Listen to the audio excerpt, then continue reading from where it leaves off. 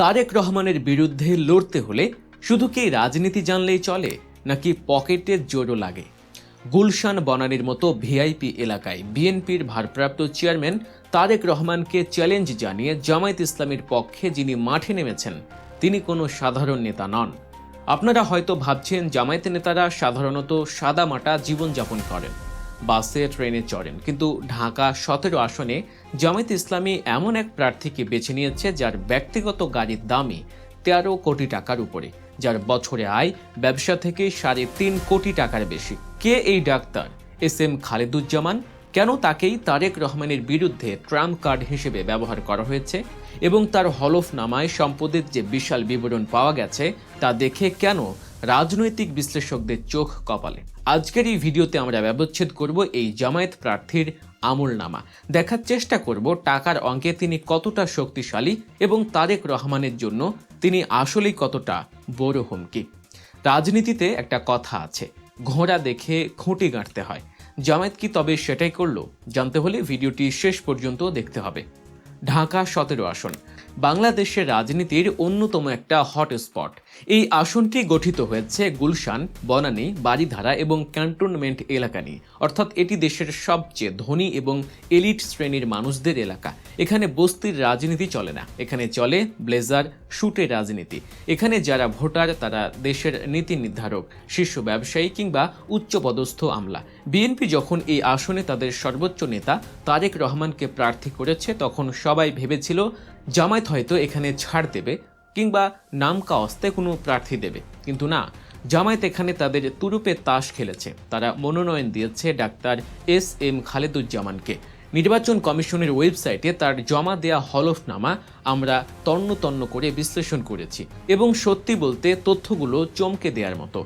Doctor Khaleduzzaman পেশায় একজন চিকিৎসক হলেও তার মূল পরিচয় তিনি একজন সফল ব্যবসায়ী। হলফনামা বলছে ব্যবসা থেকেই তার বাৎসরিক আয় ৩,৫২,০০,০০০ টাকা। একটু ঠান্ডা মাথায় ভাবুন, একজন রাজনীতিবিদের বছরে ৩.৫ কোটি টাকা আয়, তাও আবার সাদা টাকায়। এটা কিন্তু চারটিখানি কথা নয়। এর বাইরে শেয়ার বাজার, সঞ্চয়পত্র এবং ব্যাংক আমানত থেকে তিনি বছরে প্রায় ১২ লাখ টাকা আয় করে থাকেন। অর্থাৎ সব মিলিয়ে মাসে তার আয় ৩০ থেকে ৩৫ লাখ টাকার ঘরে। কিন্তু দর্শক, আয়ের চেয়েও বড় চমকটি লুকিয়ে আছে তার সম্পদের বিবরণে। হলফনামার একটি তথ্য রীতিমতো সোশ্যাল মিডিয়ায় ভাইরাল হয়ে গেছে। ডক্টর খালেদুজ্জামান উল্লেখ করেছেন তার নিজের নামে গাড়ির মূল্য ১৩,৭০,০০,০০০ টাকা। একটু থামুন এবং ভাবুন, ১৩,৭০,০০,০০০ টাকা, এটা কি একটি গাড়ির দাম, নাকি তার গ্যারেজে রোলস রয়েস বা ল্যাম্বরগিনির মতো আলট্রা লাক্সারি গাড়ি আছে, নাকি একাধিক গাড়ির মোট মূল্য এটি? হলফনামায় বিষয়টি স্পষ্ট না হলেও এই অঙ্কটা বলে দেয় যে তিনি কোন লেভেলের লাইফস্টাইল মেনটেন করেন। যেখানে অনেক প্রার্থীর কোটি টাকার সম্পত্তি থাকে না, সেখানে তার শুধু গাড়ি রয়েছে ১৩ কোটি টাকার উপরে। এর বাইরে তার স্ত্রীর নামে রয়েছে ৪৬,৫০,০০০ টাকার গাড়ি। অর্থাৎ স্বামী স্ত্রী মিলে তারা যে গাড়ি বহর ব্যবহার করেন তা গুলশানের এলিট ভোটারদেরও নজর কাটতে বাধ্য। টাকা শুধু গাড়িতেই নেই, ব্যাংকেও আছে।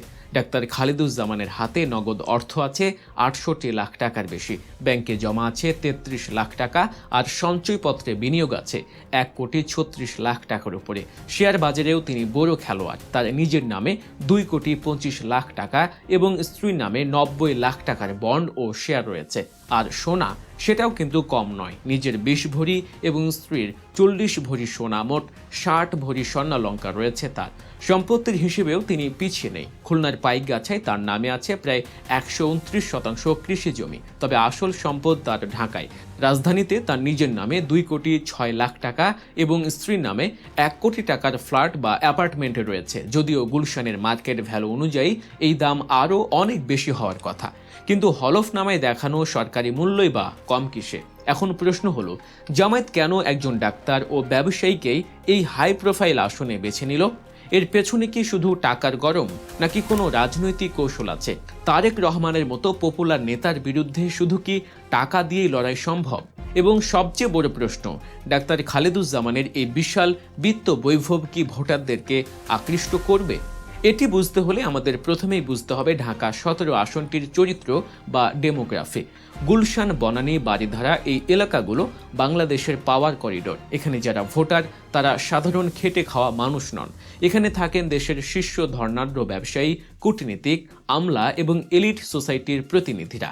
এই শ্রেণীর ভোটারদের কাছে পৌঁছাতে হলে এমন একজন প্রার্থীর প্রয়োজন যার সামাজিক মর্যাদা এবং আর্থিক সক্ষমতা তাদের লেভেলের সাথে ম্যাচ করে। জামায়াত খুব স্মার্টলি এই জায়গাটাকে টার্গেট করেছে। তারা ডক্টর এস.এম. খালেদুজ্জামানকে বেছে নিয়েছেন কারণ তিনি একাধারে একজন চিকিৎসক এবং সফল ব্যবসায়ী। তার এই প্রফেশনাল আইডেন্টিটি গুলশানের ভোটারদের কাছে তাকে রিলেটেবল বা গ্রহণযোগ্য করে তুলতে পারে। জামায়াত প্রমাণ করতে চাইছে তাদের দলে শুধু মাদ্রাসার ছাত্র বা সাধারণ কর্মী নেই, বরং তাদের দলে এমন লোকও আছে যারা কর্পোরেট দুনিয়ার এলিট। প্রিয় দর্শক, আলোচনার এই পর্যায়ে আপনাদের মনে করিয়ে দিতে চাই রাজনীতির এমন সব অজানা খবর এবং গভীর বিশ্লেষণ সবার আগে পেতে আমাদের চ্যানেল গল্প নিউজ এখনই সাবস্ক্রাইব করুন। চলুন আবার মূল আলোচনায় ফেরা যাক। এবার আসি মুদ্রার উল্টো পিঠে। ডাক্তার খালেদুজ্জামান যতই বিত্তশালী হন না কেন, তার প্রতিদ্বন্দ্বী আসলে কে? তিনি হলেন তারেক রহমান, বাংলাদেশের রাজনীতির বর্তমান সময়ের সবচেয়ে আলোচিত এবং প্রভাবশালী নাম। তারেক রহমানের লড়াইটা টাকার অঙ্কে মাপা যাবে না। তার সাথে আছে বিএনপির বিশাল ভোট ব্যাংক, শহীদ জিয়ার লেগাসি এবং 16 বছরের আন্দোলন সংগ্রামের ইমেজ। গুলশানের সাধারণ মানুষ হয়তো টাকা দেখে ভোট দেবে না, তারা জোট দেখে জাতীয় রাজনীতির সমীকরণ মেলাবে। কিন্তু জামায়াত এখানে একটি স্ট্র্যাটেজিক গেম খেলছে। তারেক রহমানের বিরুদ্ধে এমন শক্তিশালী প্রার্থী দিয়ে তারা বিএনপিকে একটা প্রচ্ছন্ন বার্তা দিতে চাইছে। বার্তাটি হলো জামায়াত এখন আর আগের মতো দুর্বল নেই, তারা বিএনপির শীর্ষ নেতার আসনেও চ্যালেঞ্জ জানাতে সক্ষম।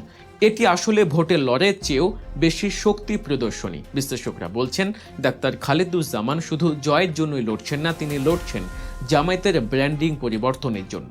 তার এই বিশাল সম্পদের হলফনামা প্রকাশ করার মাধ্যমে জামায়াত জানান দিল যে অর্থনৈতিকভাবে তারা এখন দেশের যে কোনো বড় দলের সাথেই টেক্কা দেওয়ার সক্ষমতা রাখে। গুলশানের ভোট যুদ্ধ এবার এক ত্রিমাত্রিক রূপ নিতে যাচ্ছে।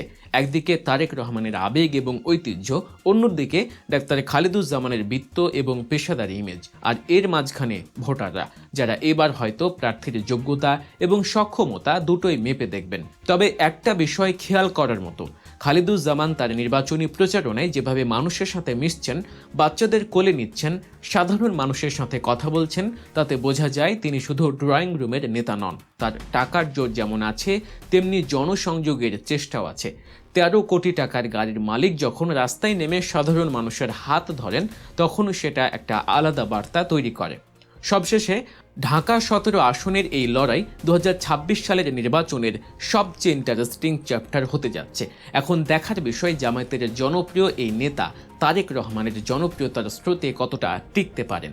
তবে একটা বিষয় নিশ্চিত, জামায়াত তাদের প্রার্থী সিলেকশন যে চমক দেখিয়েছে তা রাজনীতিতে নতুন মেরুকরণের ইঙ্গিত দিচ্ছে। তারা বুঝিয়ে দিল মাঠে রাজনীতি এবং ড্রয়িং রুমের রাজনীতি উভয় জগতেই তারা প্রস্তুত। প্রিয় দর্শক, আপনাদের কি মনে হয় গুলশানের এই প্রেস্টিজিয়াস লড়াইয়ে শেষ হাসিটি আসলে কে হাসবে?